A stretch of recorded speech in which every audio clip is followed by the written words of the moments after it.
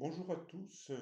Mardi 7 avril au matin, petit point marché très bref parce qu'il est assez facile de décoder ce qui se passe à l'heure actuelle sur les marchés.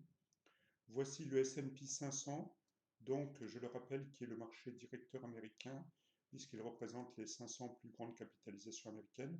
On a une très jolie figure de tasse avec anse.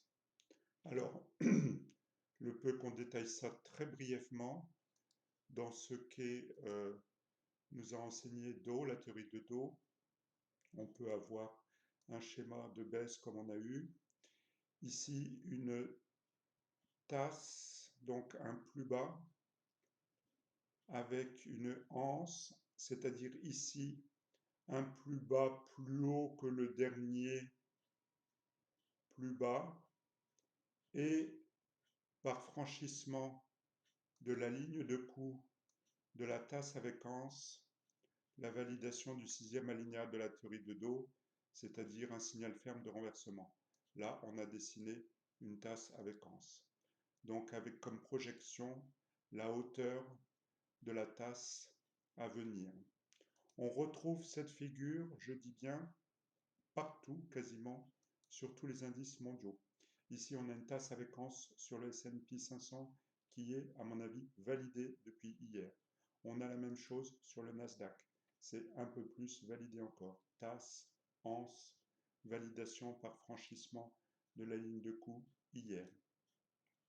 Donc, sur le S&P 500, on peut être assez facilement propulsé entre 2000 et la ligne de coup 2600. On peut assez facilement retrouver les 2900-3000 qui correspondraient à ces petites zones de support.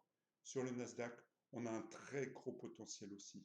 Ici, si on part grosso modo de, on va dire, 6009 pour atteindre les lignes de coup à 7009, on a 1000 points devant nous pour arriver plus ou moins rapidement aussi vers, donc je ne me trompe pas, 7009 plus 1000 vers 8009. Une propulsion à la hausse qui peut être assez forte. Je crois qu'on a la même chose sur l'Eurostoxx 500, encore que ce n'est pas parfaitement validé. Là, j'avais tracé la ligne de coup, c'est en train de le faire.